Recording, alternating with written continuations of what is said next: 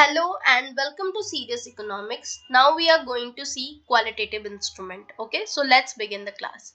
Qualitative instrument का जो core idea है ये है कि ये टूल्स जो है क्रेडिट को स्पेसिफिक सेक्टर में क्या करती हैं, डायरेक्ट करते हैं. ठीक है, ये टूल्स क्या करते हैं, एक डायरेक्शन देते हैं क्रेडिट को. ठीक है, इसमें मेन टूल कौन कौन सा है, मार्जिन रिक्वायरमेंट. ठीक है, दूसरा क्या है, सेलेक्टिव क्रेडिट कंट्रोल. तीसरा क्या है, मोरल सुएशन. चौथा क्या है, क्रेडिट राशनिंग. एंड पांचवा क्या है, लोन टू वैल्यू रेशियो. ठीक है, चलो अब देखते हैं क्या है.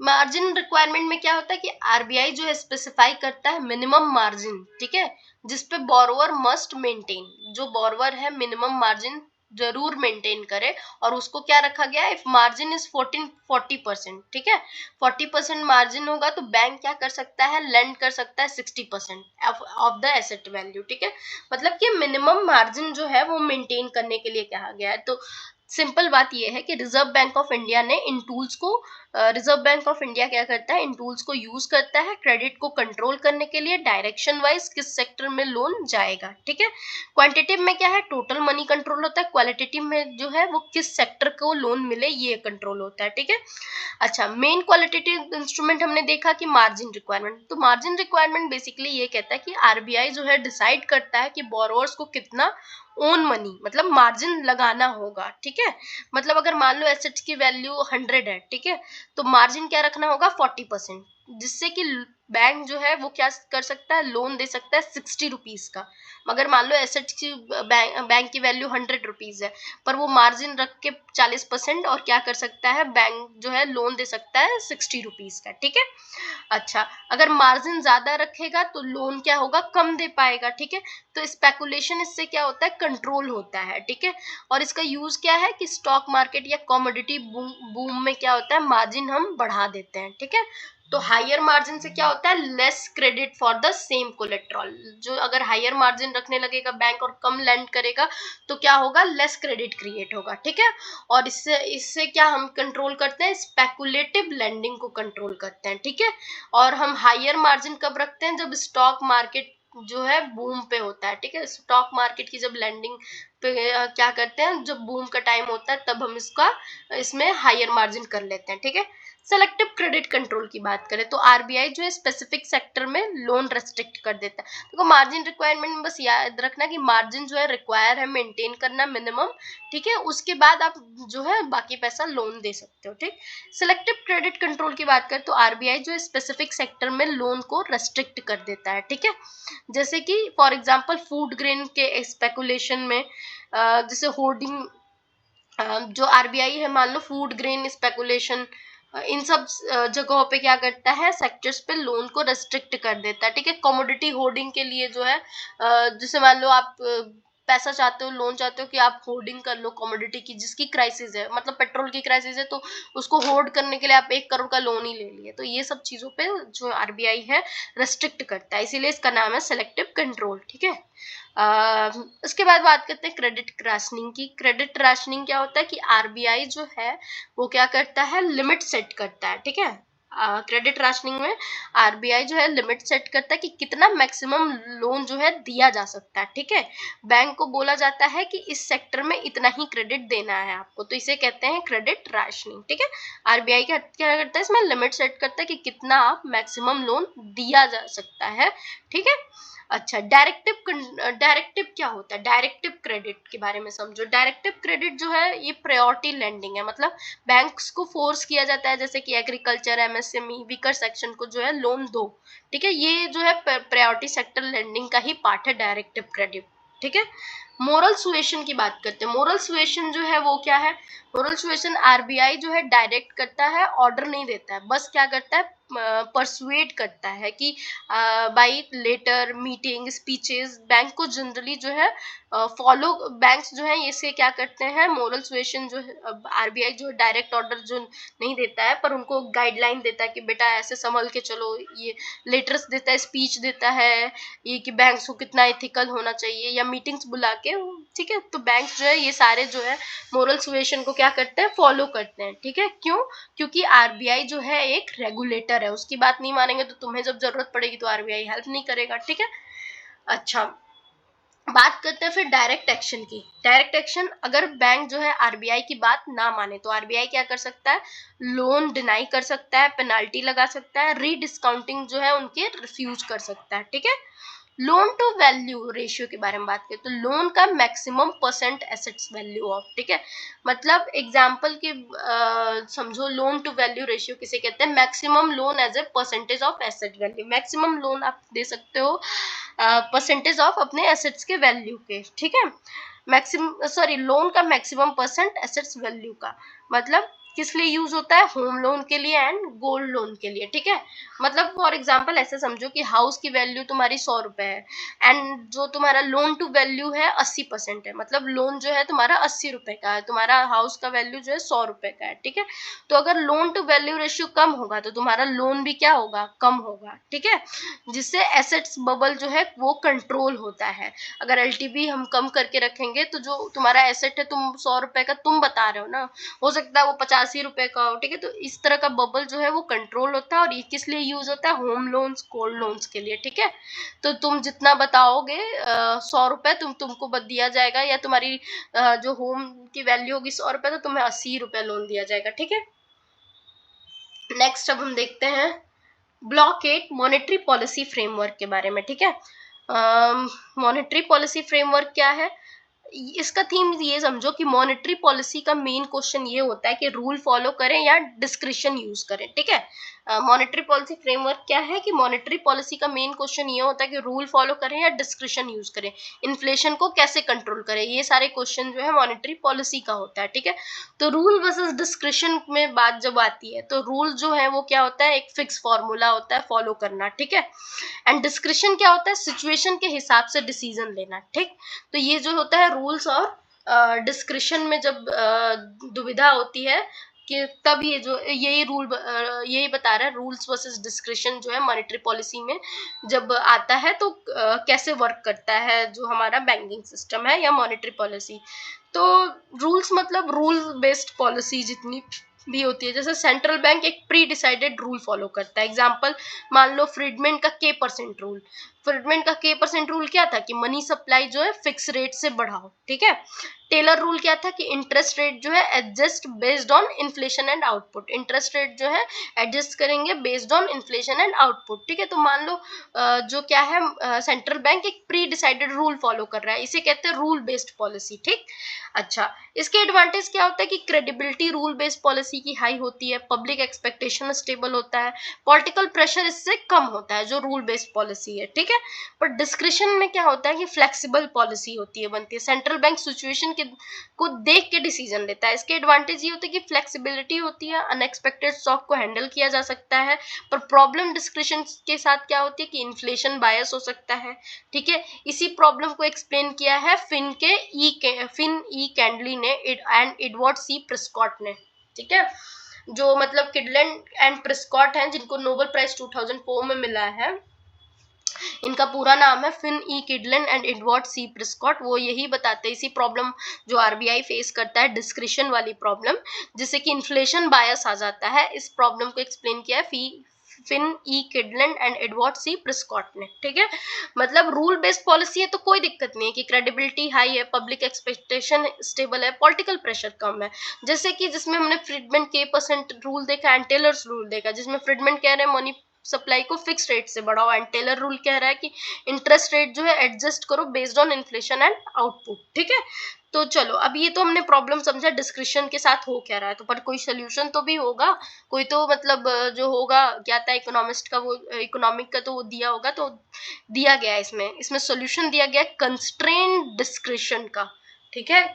क्या सॉल्यूशन है इसका, कंस्ट्रेंट डिस्क्रिशन का, कि सेंट्रल बैंक को क्या करना चाहिए, मिक्स ऑफ बोथ फॉलो करना चाहिए। मिक्स ऑफ बोथ मतलब फ्रेमवर्क फिक्स रखना चाहिए, एग्जांपल इन्फ्लेशन टारगेट वगैरह फिक्स रखना चाहिए, जो कि इंडिया में है 4+2%, ठीक है। तो फ्रेमवर्क जो हम फिक्स रखते हैं, एग्जांपल ले लो इन्फ्लेशन टारगेट का, ठीक है।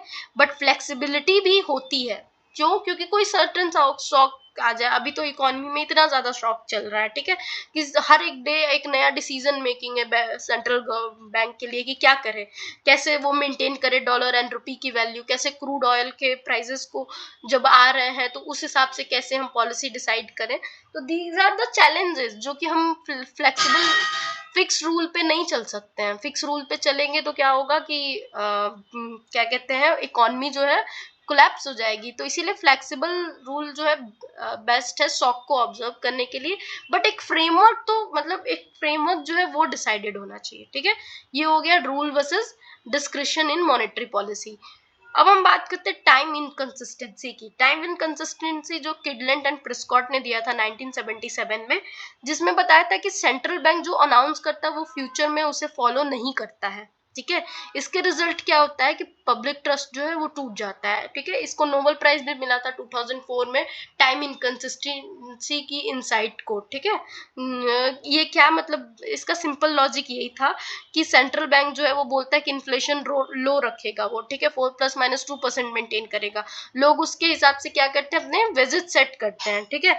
बाद में सेंट्रल बैंक टेम्पटेशन में आके क्या करता है, इन्फ्लेशन बढ़ा देता है, ठीक है, जिससे कि शॉर्ट टर्म आउटपुट गेन हो उसे। बट क्या लोग क्या समझ जाते हैं कि फ्यूचर में जो है हायर वेज की वो डिमांड करते हैं इस तरह के शॉक की वजह से, जब अगर आप अपनी बात पे नहीं टिकते हो, ठीक है। तो इन्फ्लेशन क्या होता है, इससे इंक्रीज हो जाता है, आउटपुट जो है सेम रहता है। फाइनल रिजल्ट यही होता है कि इन्फ्लेशन इंक्रीज हो जाता है, आउटपुट सेम रहता है, इन्फ्लेशन बायस आ जाता है, कोई रियल गेन नहीं होता है, ठीक है। तो इसके लिए सोल्यूशन क्या दिया गया, सोल्यूशन ये दिया गया कि सेंट्रल बैंक जो है इंडिपेंडेंट रहे, इन्फ्लेशन टारगेटिंग रखे, रेपुटेशन भी अपनी ध्यान दे, रेपुटेशन को भी बिल्ड करे, एंड कंजर्वेटिव सेंट्रल बैंकर्स, ठीक है। मतलब कि क्या बात कर रहा है कि कंजर्वेटिव सेंट्रल बैंकर्स का मतलब रॉग ऑफ, मतलब appoint someone who dislike inflation more than society does, ठीक है।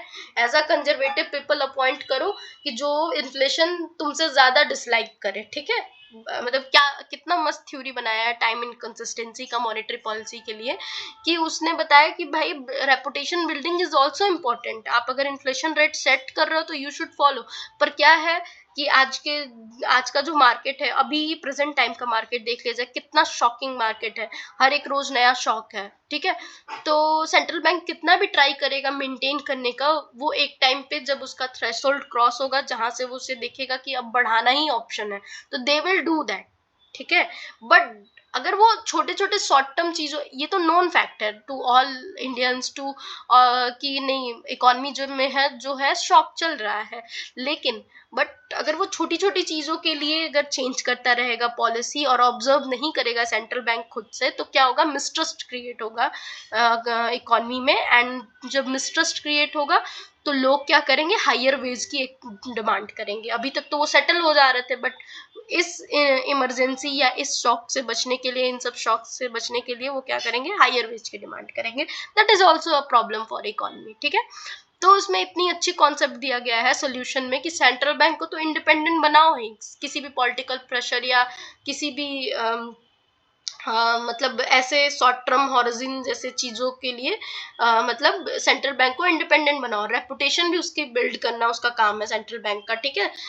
बट एक और काम करो कि कंजर्वेटिव सेंट्रल बैंकर को बिठा दो, रॉग ऑफ जिसे कहते हैं, मतलब कि ऐसा अपॉइंट कर दो बंदा जो इन्फ्लेशन तुमसे ज्यादा डिसलाइक करे, ठीक है। तो वो ट्राई करेगा कि इन्फ्लेशन जो है कैसे भी करके उसका मेन फोकस यही रहेगा, कंट्रोल हो, ठीक है।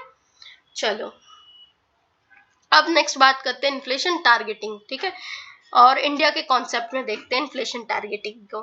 तो सेंट्रल बैंक ने एक इन्फ्लेशन टारगेट सेट करता है और उसको अचीव करने के लिए उसी हिसाब की जो है वो पॉलिसी बनाता है, ठीक है। अच्छा, ये पॉलिसी कौन डिसाइड करता है, हु डिसाइड, तो मॉनेटरी पॉलिसी कमिटीज डिसाइड करती हैं इस पॉलिसीज को, ठीक है। इसकी जो मीटिंग होती है मॉनेटरी पॉलिसी कमिटी की, वो 6 बार होती है इन अ ईयर, ठीक है। डिसीजन जो है मेजोरिटी वोट पे होता है, ठीक।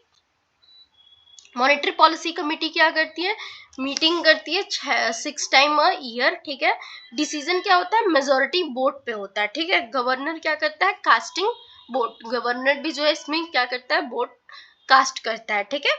तो ये हो गया हमारा मॉनेटरी पॉलिसी कमेटी के बारे में, ठीक है, कि मेजोरिटी वोट पे डिसीजन होता है, 6 टाइम ईयर पे मीटिंग होता है और गवर्नर क्या करता है, अपना भी वोट कास्ट करता है, ठीक है। और ये हम डिसाइड करने के लिए बनाते हैं, क्या चीज डिसाइड करने के लिए, इन्फ्लेशन टारगेट को, ठीक है।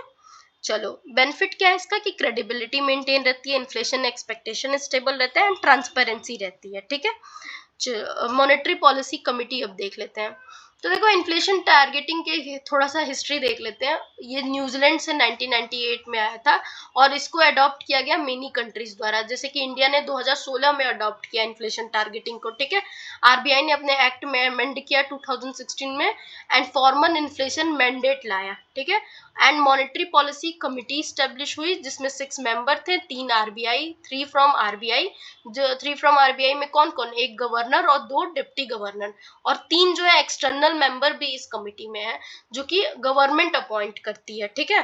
तो 3 इक्वल वेटेज हो गया, एक आरबीआई का, एक गवर्नमेंट का, ठीक है। टारगेट क्या है इनमें, सीपीआई जो इन्फ्लेशन है उसको 4% रखना और टॉलरेंस बैंड जो है 2% का, मतलब टू 6%, मतलब कि 4% से +- 2 हो सकता है, ठीक है, अगर कोई ऐसी सिचुएशन है, बट यही बेस जो है हमारा टारगेट है इन्फ्लेशन का, ठीक है।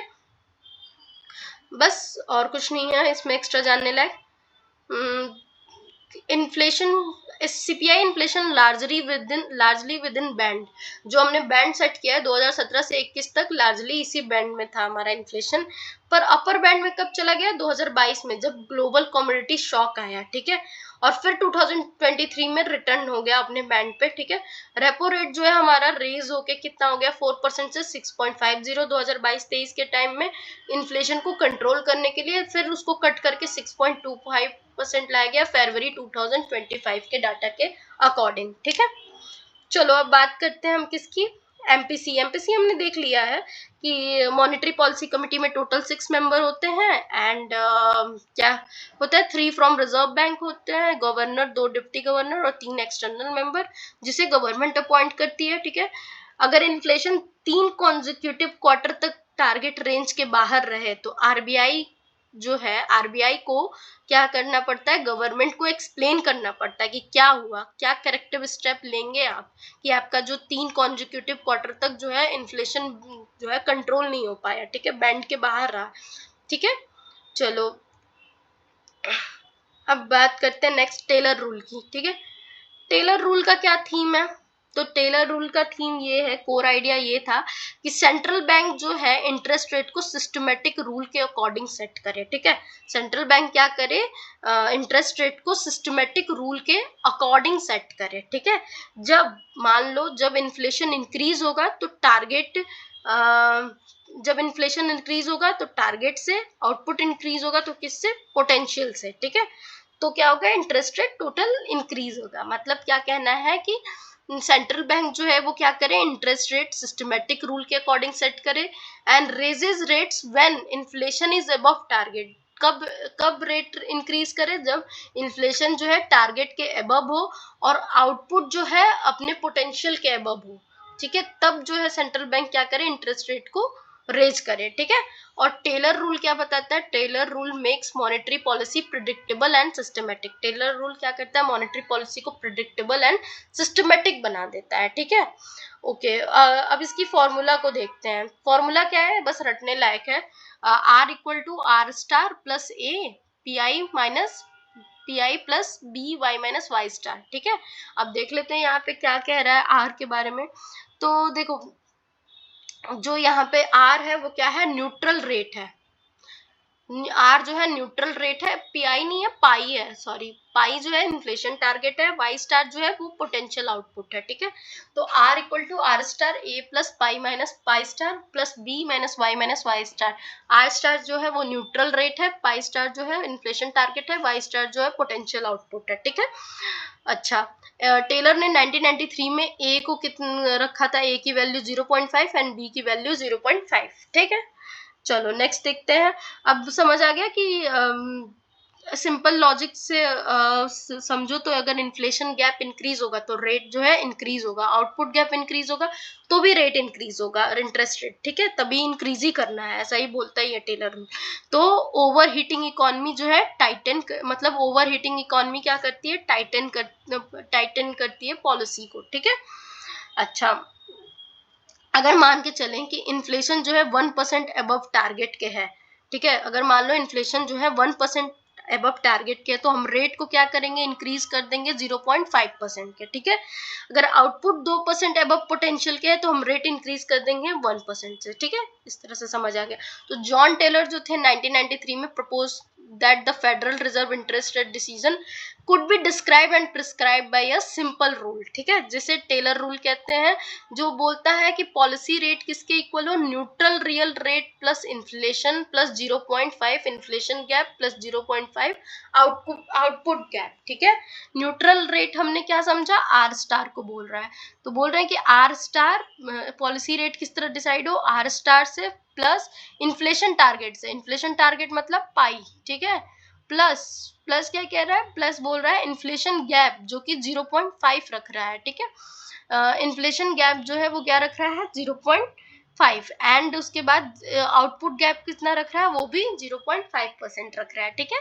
तो न्यूट्रल रेट आर स्टार क्या होता है, वो रेट जहाँ पे इन्फ्लेशन स्टेबल है, फुल एम्प्लॉयमेंट है, और रियल वर्ल्ड में जो एस्टिमेट करना या ये जो चीज है न्यूट्रल रेट वो टफ होता है, ठीक है। अब उसके बाद बात करते हैं इंडिया के केस में, आरबीआई जो है ऑफिशियली टेलर रूल जो है वो फॉलो नहीं करता है, ठीक है, बट पॉलिसी जो है ब्रॉडली इसके सिमिलर ही होती है, ठीक है। आरबीआई जो है ऑफिशियली टेलर रूल नहीं फॉलो करता है, बट पॉलिसी जो है इसकी ब्रॉडली सिमिलर ही होती है। जब इन्फ्लेशन हाई होता है तो आउटपुट गैप जो हमारा क्या होता है वो पॉजिटिव होता है, और रेपो रेट क्या होता है, जनरली हाई होता है, ठीक है। क्या होता है कि जब हमारा इन्फ्लेशन हाई होता है, ठीक है, इन्फ्लेशन हाई होता है तो आउटपुट गैप जो है हमारा क्या है, वो पॉजिटिव है होता है, तो रेपो रेट हम क्या करते हैं, अपना हाई ही रखते हैं, ठीक है, रेपो रेट क्या करते हैं, हाई रखते हैं। तो टेलर रूल ऑफिशियली तो नहीं फाइंड करते हैं, पर फॉलो नहीं करते, पर पॉलिसी में हमारे दिखता है, ठीक है। यूज ऑफ टेलर रूल क्या है कि एक बेंचमार्क है, पॉलिसी टाइट है या लूज है, या जज, ये सब जज करने के लिए जो हम टेलर रूल का इस्तेमाल कर सकते हैं कि पॉलिसी जो है टाइट है या लूज है, ठीक। यही है ओवरऑल टेलर रूल, और तो कुछ नहीं है। The rule is forward looking and systematic, rule जो है एक फॉरवर्ड लुकिंग एंड सिस्टमेटिक है। पॉलिसी मेकर जो है रिस्पॉन्ड करते हैं डेविएशन फ्रॉम टारगेट, अगर टारगेट से डेविएट होते हैं तो रिस्पॉन्ड करते हैं। न्यूट्रल रियल इंटरेस्ट जो आर स्टार है, एक तब होता है जब स्टेबल इन्फ्लेशन है एंड फुल एम्प्लॉयमेंट की सिचुएशन है। एक ये थ्योरेटिकल कॉन्सेप्ट है, न्यूट्रल रियल इंटरेस्ट रेट जो है कभी रियल लाइफ में एग्जिस्टिंग करता है, मतलब मुश्किल है कैलकुलेट करना, ठीक है। रिसेंट ईयर में आर स्टार जो है उसको एस्टिमेट किया गया है very low in developed economies में। आर स्टार जो न्यूट्रल रेट है वो बहुत लो है, नियर जीरो और निगेटिव के आसपास है, ठीक है। सेकुलर स्टेग्नेशन है हाइपोथेसिस जो लैरी समर की है, वो इसी से रिलेटेड है, जो उन्होंने कैलकुलेट करके बताया था कि आर स्टार जो है एस्टिमेटेड वेरी लो इन डेवलप इकोनॉमीज, ठीक है, नियर जीरो और निगेटिव के करीब है, ठीक है। ठीक है, थैंक यू इस वीडियो के लिए। नेक्स्ट वीडियो में हम पढ़ते हैं ब्लॉक 9 मॉनेटरी ट्रांसमिशन मैकेनिज्म।